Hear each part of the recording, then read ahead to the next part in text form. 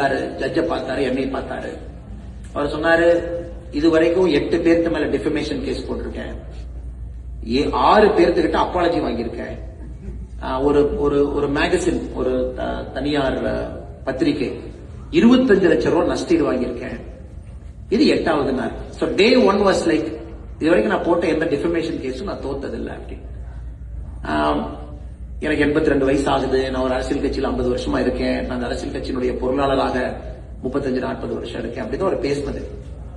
அது படிப்படியாக ஒரு ஹியரிங், 2 ஹியரிங், 3வது ஹியரிங், ஒரு காலகட்டத்தில் இல்ல நாமளே அவரை கிராஸ் பண்ணுவோம்னு அது கிராஸ் எக்ஸாமினேஷனாக அதை கத்துக்கிட்டு அதெல்லாம் செஞ்சு அதன் பிறகு அந்த மனிதரே கோர்ட்டுக்கு வந்து இந்த கேஸை நாங்க வாபஸ் வாங்குறோம் அப்படின்னு சொல்றாங்க.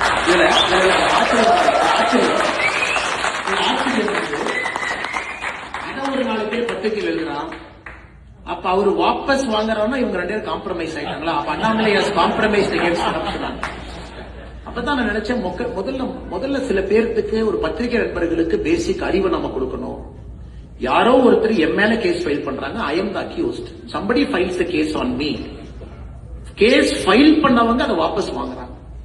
அப்ப whatever got to do with case file பண்ணவங்களுக்கும் எனக்கு என்ன சம்பந்தம்? கேஸ் ஃபைல் பண்ணவங்க எப்பனாலும் வாபஸ் வாங்கலாம், எனக்கு அதுக்கும் எந்த சம்பந்தம் இல்லை.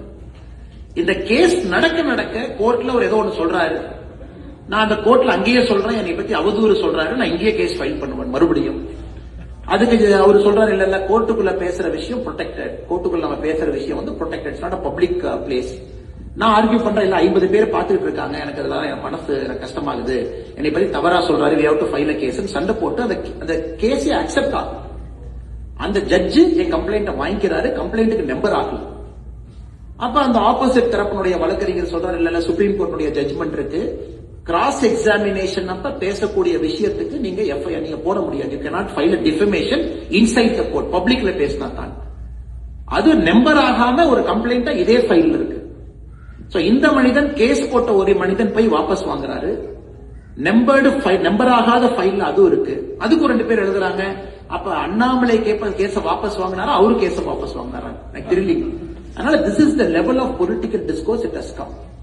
நான் ஒரு ட்வீட் போட்டேன், நான் சொன்னது எல்லாம் உண்மை, இன்னைக்கு உண்மை, நாளைக்கு உண்மை. இதுவரைக்கும் நான் யாரை பத்தி என்ன பேசணும் தொடர்ந்து அதை பேசுவேன், அதுல எந்த மாற்று கருத்தும் இல்லை. அதை சந்திச்சுக்கலாம். எதுக்காக இந்த பாயிண்ட் நான் சொல்றேன் அப்படின்னாங்க, நான் கரப்ஷனுக்காக personally I paid a price. சண்டை, சச்சரவு, கேஸ், லோட்டு லூசுக்கு ஏறுறது இறங்குறது, இந்த வேலைக்கெல்லாம் தமிழ்நாட்டில் கரப்ஷன் கட்டுக்குள்ள வருது அப்படிங்கறதுங்க ஒரு நாகரிக குடிமகனாக வெரி வெரி ஹாப்பி. ஃபைனலி ஏதோ ஒரு இடத்துல யாரோ ஆரம்பிச்சிருக்காங்க.